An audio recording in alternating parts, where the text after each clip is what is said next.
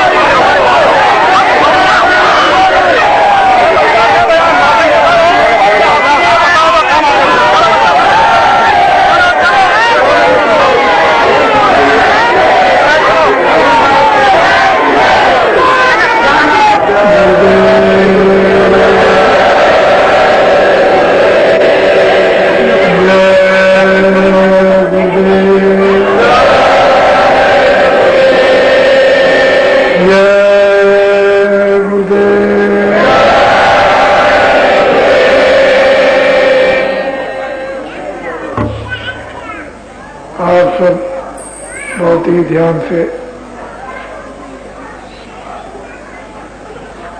सुने और बुद्धि से काम लें।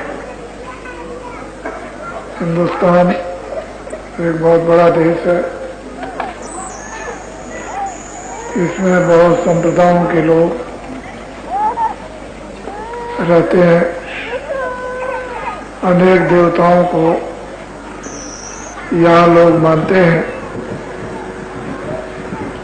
जितने भी देश में देवता ऋषि मुनि महात्मा आए, उन सबका उद्देश्य एक ही था, कोई दो नहीं। लेकिन हम लोग जब उनके उपदेशों को भूल जाएंगे तो बहुत से रास्ते तैयार हो जाएंगे और उससे हमारा आत्म कल्याण नहीं होगा। ऋषियों मुनियों ने जो जो बातें हमारे लिए बताई, जब सृष्टि की याद में कोई धर्म कोई कर्म, ना पाप ना पुण्य, जितने भी नर नारी यहाँ पर आए ये सब के सब ज्ञानी थे। आध्यात्मिक ज्ञान था, ईश्वर का दर्शन था, सब कृतार्थ रूप थे।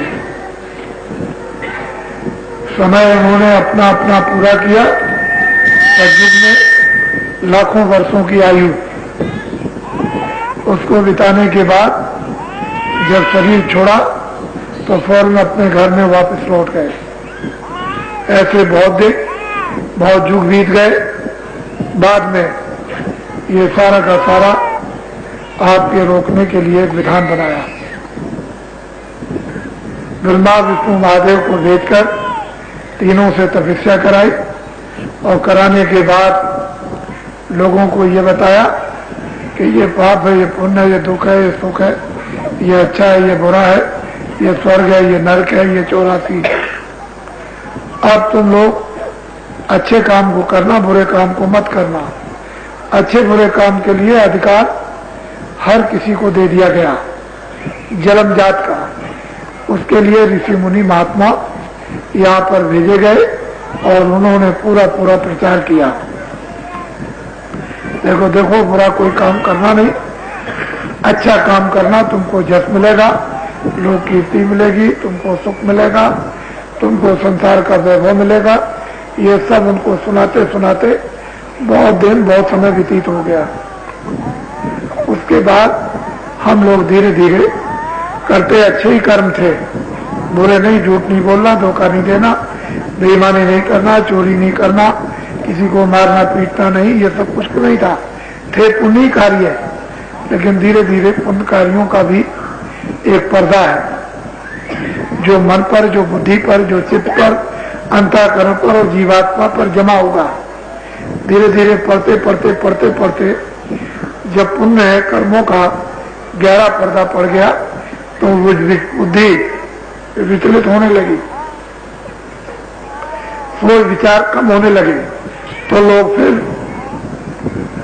आनंद के लिए, सुख के लिए कुछ ऐसे काम करने लगे, कभी करें कभी नहीं, कभी झूठ बोलें कभी नहीं। 1000 सत्य बोलेंगे तो एक झूठ बोल देंगे, उसमें उनको शर्मिंदा होना होगा। कभी किसी की कोई चोरी कर ली, कोई वस्तु उठा ली, धीरे धीरे कोई भी काम धीरे धीरे होगा।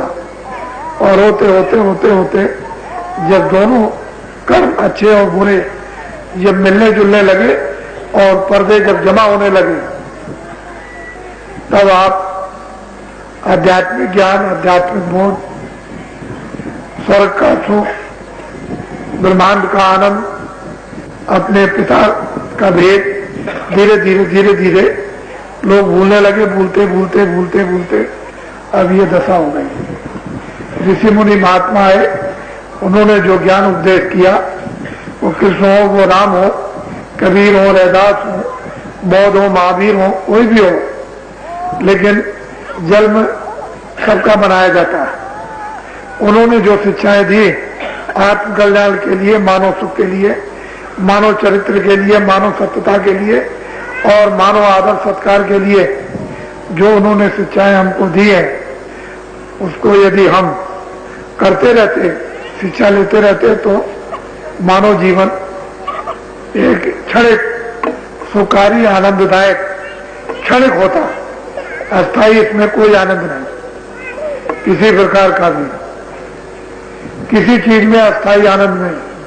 बच्चा हो, बच्ची हो, मकान हो, वस्तुएं हो, सामान हो, खाना हो, देखना हो, सुनना हो, इसमें कोई भी अस्थायी आनंद सुख नहीं है। इसमें क्षणिक, जरा सा क्षण मात्र के लिए ये प्रतीत होता है कि आनंद सुख मिल गया और बाद में कुछ नहीं। अब हम लोग इसमें फंस गए। अच्छाई बुराई की पहचान बुद्धि से जाती रही, बुरे को बुरा नहीं समझते और अच्छे को अच्छा नहीं समझते। उसने तमाम जीव जंता अधिक मनुष्य जीवात्माओं को नरकों में 84 में भेज दिया और तमाम जीव 84 चले गए, नरक में चले गए, नाना प्रकार की यातना वहां भोगते हैं और कोई भी सुनवाई नहीं होती। अब जो तीर्थ और व्रत और जन्म उत्सव जो आपके सामने रखे गए, वो इसीलिए कि आप उनको समझोगे, विवेक के साथ उनके अनुसार काम करोगे, इंद्रियों से कर्म करोगे, इंद्रियों से काम लोगे, तो फिर आप उस गंदगी को छोड़ोगे, बुरे काम को छोड़ोगे। उससे क्या होगा? मन साफ, बुद्धि साफ, चित्त साफ, अंतःकरण जीवात्मा पर मैल नहीं जाएगा। तो धीरे से कोई महात्मा, ऋषि मुनि, साधु, संत कोई मिल जाएंगे तो मनुष्य रूपी मंदिर में जो जीवात्मा कितने युगों से सो गई, जन्म मरण की पीड़ा में चिल्ला रही, तो रास्ता मिल जाएगा। धीरे से बाहर के अच्छे बुरे कर्मों से थोड़ा सा हटाकर मनुष्य रूपी मंदिर में उस दरवाजे पर जीवात्मा को बैठा देंगे। धीरे से अपनी शक्ति देकर कुछ वो करेगा, कुछ उसमें उत्साह होगा, कुछ प्रेम होगा, कुछ तड़प होगी और धीरे से सहयोग देकर जीवात्मा को घाट पर जगा देंगे। जब ये जाग जाएगी तो इसमें चेतनता आ जाती है, प्रकाश आ जाता है, होश आ जाता है, ज्ञान आता है। बस यही हमारा सच्चा जन्म दिवस मनाया जाता है, जब जीवात्मा जाग जाए, होश में आ जाए, उसको ज्ञान हो जाए, उसको प्रकाश मिल जाए, वो खड़ी हो जाए और ऐसे दरवाजे पर खड़ी होकर उसमें सच्चे आनंद, सच्चे सुख को लेने लगे, ये असल में जन्म दिवस है। हम उस चेतन सृष्टि में प्रवेश हो गए तो हम उन देवताओं को पहचान लेंगे जिनके आज हम जन्म दिवस या त्योहार जिनके मनाते हैं, वो पहचानने में आते हैं कि उन्होंने हमको क्या क्या उपदेश, क्या क्या शिक्षाएं हमको दी हैं और किन किन चीजों के लिए उन्होंने मना किया और किन चीजों के लिए उन्होंने कहा कि इसको ग्रहण करो। ये सब आकाश में उनके सब उनकी वाणियां बराबर सुनने को, जितने भूमंडल पर लोग रह गए वो सब सुनने को उस दैविक मंडल पर मिलती हैं। लेकिन जब जीवात्मा के कान और जीवात्मा की दृष्टि जब खुल जाएगी और वो कान साफ हो जाएंगे, देववाणियों को सुनने लगेंगे, तो ये सब राज रहस्य इस पृथ्वी का सारा मालूम होता है कि कैसी कैसी पुण्य योग शक्तियां यहाँ आई, कैसी महान आत्माएं आई और कितनी उनके अंदर शक्ति थी, कितना ज्ञान था, कितना आनंद था, कितना प्रेम भरा हुआ था, कितना उनमें सदाचार था। ये सब कुछ तब मालूम होता है। उसी को कहते हैं त्रिकाल बोध, त्रिकाल ज्ञान, चारों युगों का, भूत भविष्य और वर्तमान, ये सब ज्ञान आगे पीछे और वर्तमान का होता है। तब फिर ये मालूम होता है कि वास्तव में मनुष्य शरीर कितना कीमती और अनमोल है और इस शरीर से हम लोगों को अपने जीवन काल के अंतर्गत क्या काम करना और क्या नहीं करना चाहिए था। तपस्या कोई चीज थी, सत्य कोई चीज थी, प्रेम कोई चीज, आदर कोई चीज था। ये सब मनुष्य के सद्गुण थे। इन सद्गुणों से मनुष्य का मानव घड़ा जब भरा रहता था तो बुद्धि में विवेक रहता था और आध्यात्मिक शक्ति जगाने में पूर्ण सहयोग मिलता था। महात्माओं की कृपा तत्काल हो जाती थी। फिर हम अपने जीवन काल में 24 घंटे में चारों युगों का परिवर्तन क्षणिक रूप में आता और जाता रहता। सतयुग का भी आएगा, त्रेता का भी आएगा, द्वापर का भी आएगा, कलयुग है ही। उन तीनों युगों का प्रादुर्भाव मानव रूपी मंदिर में जब तक होता रहेगा जब तक इसमें जीवात्मा रहेगी।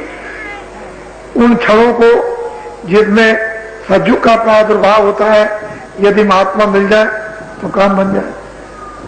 त्रेता का प्रादुर्भाव होता है, महात्मा मिलने की जरूरत है। द्वापर का प्रादुर्भाव होता है, मनुष्य रूपी मंदिर में महात्मा मिलना चाहिए। कलयुग का साम्राज्य तो घोर है ही इस समय पर। वो तो कुछ नहीं बताने देता, कुछ सोचने नहीं देता, कुछ देखने नहीं देता, भले बुरे की पहचान नहीं करने देता। उसका तो पूरा पूरा राज्य है। अच्छे बुरे की पहचान हो नहीं पाती है। लेकिन मनुष्य रूपी मंदिर में चारों युगों के गुण, चारों युगों का विवेक इसमें बराबर आता रहता है। महात्मा मिलना चाहिए। जब वो महात्मा मिल जाते हैं तो इसी कलयुग में कबीर को चारों युगों का बोध, रैदास को चारों युगों का बोध, मीरा को चारों युगों का बोध, जितने भी महात्मा आए उनको चारों युगों का इसी कलयुग में बोध हुआ। उन्होंने योग स्थिति को, ज्ञान स्थिति को, योगेश्वर स्थिति को, साध स्थिति को, सब बोध को इसी कलयुग में उन्होंने चारों बोधों को प्राप्त किया।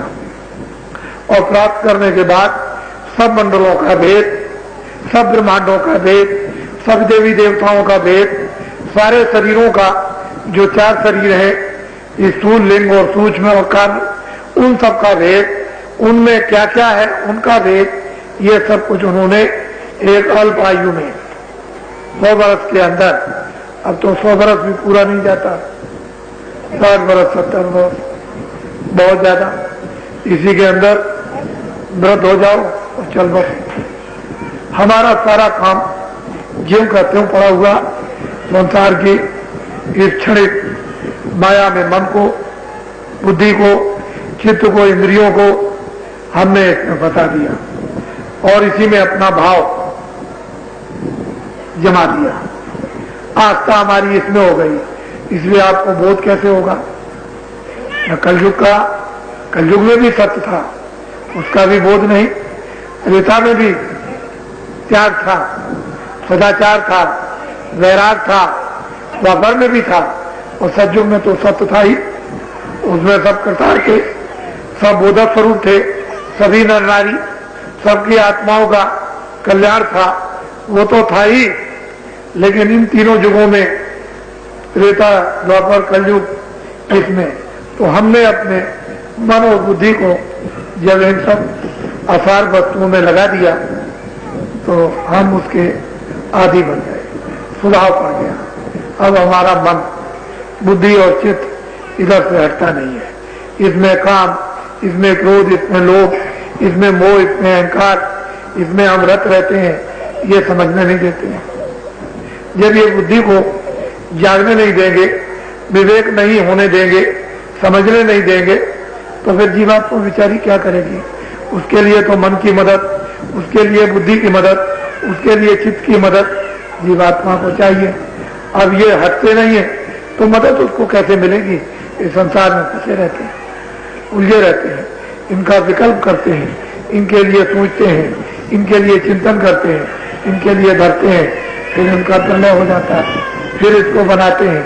तो ये सब चीजें आसार, इन्हीं आसार वस्तुओं को शरीर रक्षा के लिए, क्योंकि शरीर भी आसार है, इस आसार शरीर में जीवात्मा जो प्रभु की चेतन शक्ति है, ये शरीर, आसार शरीर के द्वारा यदि मन को इन जड़ वस्तुओं से, माया की छाया से हम हटा लेते और थोड़ा सा महापुरुषों से वो वेद युक्ति लेकर, रास्ता लेकर और धीरे धीरे कुछ उसमें दे देते तो फिर हम चेतन में प्रवेश हो जाते, तो चेतन स्थान पर खड़े होते।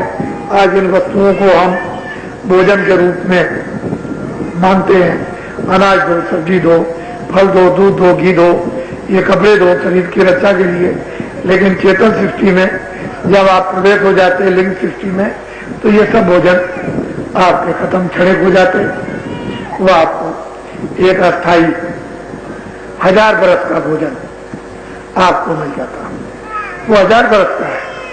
ये क्षणिक भोजन शरीर रक्षा के लिए 60 बरस, 100 बरस का है, वो 1000 बरस का है।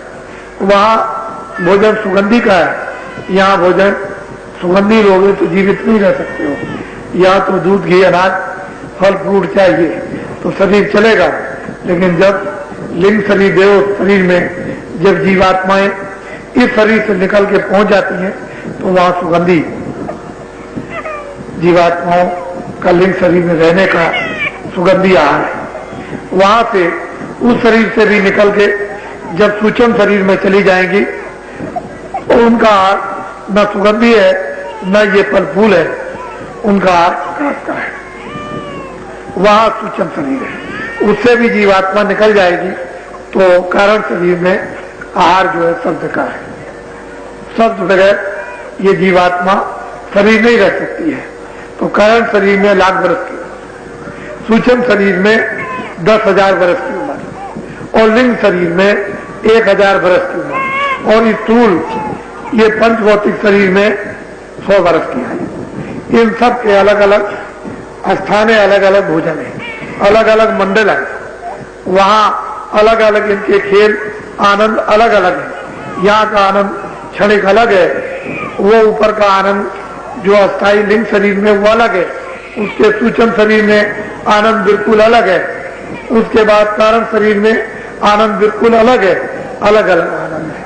तो ऋषियों मुनियों ने जो आपको शिक्षा दी थी, कुछ लोगों ने सुना, कुछ लोगों ने माना, कुछ लोगों ने किया, कुछ लोगों ने पाया। कोई कोई प्रयास करते हैं, कोशिश करते हैं, महात्माओं के वचनों को सुनते हैं, कोई कोई दया लेते हैं, बाकी कभी किसी ने कुछ किया, कभी नहीं किया। इस तरह से धीरे धीरे धीरे धीरे धीरे धीरे निकलने के रास्ते पर आ गए। और 700 वर्ष के अंदर जो संतों ने जीवों पर जो अतिशय कृपा की, जीवों को जगाने की, वापस घर में उस चेतन लोकों में ले जाने की, वो बहुत जीवों को पहुंचा दिया। लेकिन त्योहार अपने अपने स्थान की चेतना बराबर देते हैं। अगर यहाँ के लोग होंगे तो यहाँ की आपको क्षणिक चेतना मिलेगी। यदि देवलोक के लोग होंगे, मनुष्य शरीर में रहकर देवलोक का भेद और वो ज्ञान जानते होंगे, तो आपको वहां की चेतना देंगे, वहां आपको ले जाएंगे, वहां का आपको आनंद मिलेगा। वो यहाँ से विलक्षण है। खाने पीने की जरूरत नहीं, सुनने बैठने की जरूरत नहीं, भोजन की जरूरत नहीं, खेती दुकान दफ्तर की जरूरत नहीं, वो तो अलग ही आनंद है। वहां तो सुगंधी की वर्षा बराबर होती रहती है। वहां के देवी देवताओं के खेल, नाच, नृत्य, गाने बजाने बड़े विलक्षण उस देव शरीर में। वो बोलते हैं, देखते हैं, आपको भी देखते हैं, आपसे भी बोलते हैं, आप उनसे बोलते हो, प्रश्न उत्तर होते रहते हैं। उसके बाद सूक्ष्म शरीर के अलग हैं। जो सूक्ष्म शरीर के जो अलग हैं, वो ब्रह्मांड में रहने वाली जो दिव्यात्माएं, वो देवता नहीं कहते उनको, वो अलग है, उनका आनंद अलग है, उनके रहस्य लीला उनके अलग है, उनका खेल तमाशा अलग है। वहां पर इस तरह का प्रकाश है कि यहाँ जमीन पर सब सूरज घाट बना करके लगा दिए जाएं तो वहां का एक तारा ही बहुत है, सूरज की जरूरत नहीं। इतना प्रकाश, इतनी रोशनी, इतनी लाइट वहां है। और वो किस तरह के खेल और तमाशे और आनंद होते हैं। वहां का जन्म दिवस 24 घंटे क्षण क्षण पर होता रहता है, मनाया जाता है। और जो जिस देश में, जिस लोक में जो जहां से आता है, वहां अब भी है। वो आया था आपको यहां से उठाने के लिए, और जो लोग उनके निकट में पहुंचे उनको उठाया।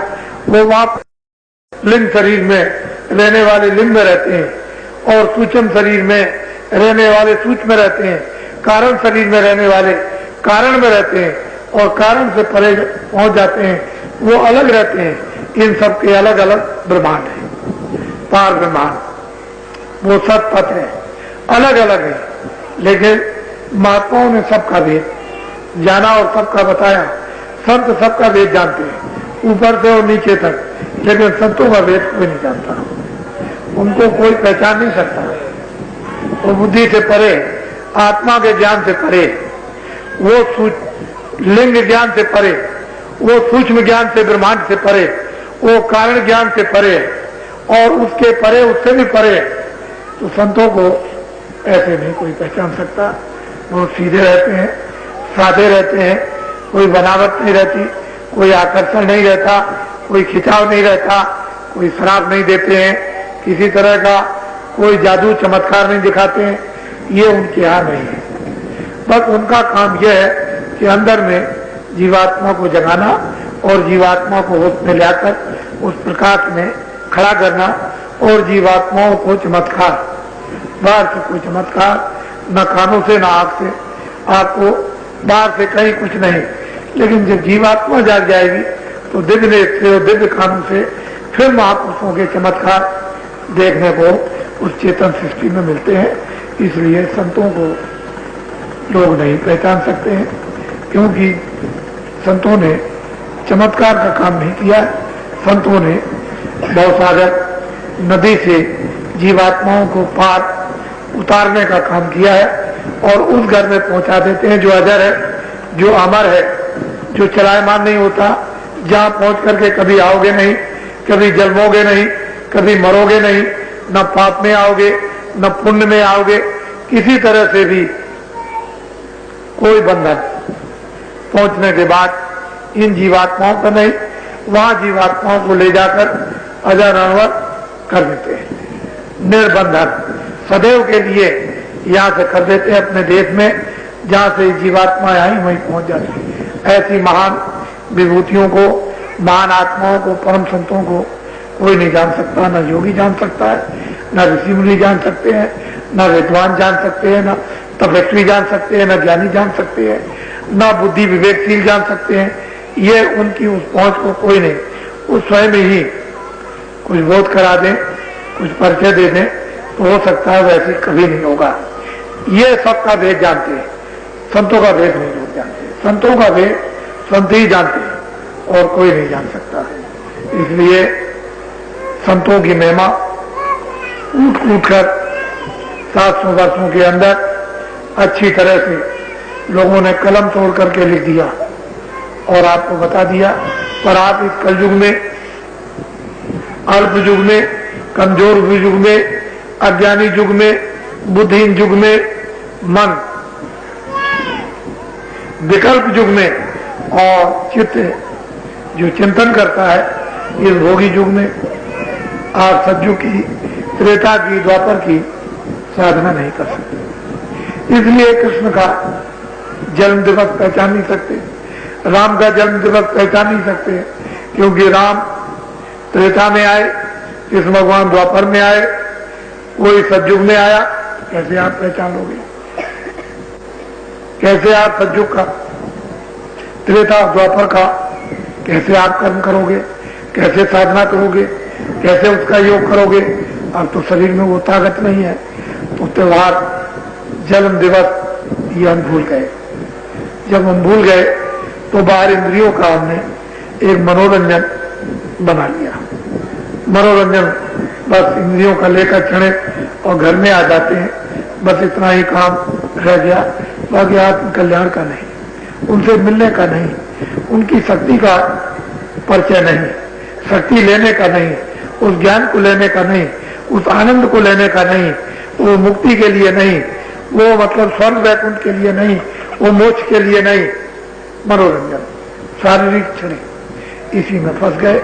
इसकी वजह से हम उन अच्छे कर्मों को भी नहीं पहचान पाते हैं कि जिससे बुद्धि विवेक में आकर बुरे काम को छोड़ देती, अच्छे काम में आरूं लग जाती और बराबर बुद्धि से अच्छे बुरे, तो वो काम सब छूट गए। और यही वजह है कि तीर्थों में उल्टा रूप, उल्टा प्रभाव ये तीर्थों का पड़ गया। तीर्थों के उद्देश्य अपनी जगह पर है, लेकिन प्रभाव मनुष्य के लिए उल्टा हुआ। भोगी हो गया, रोगी हो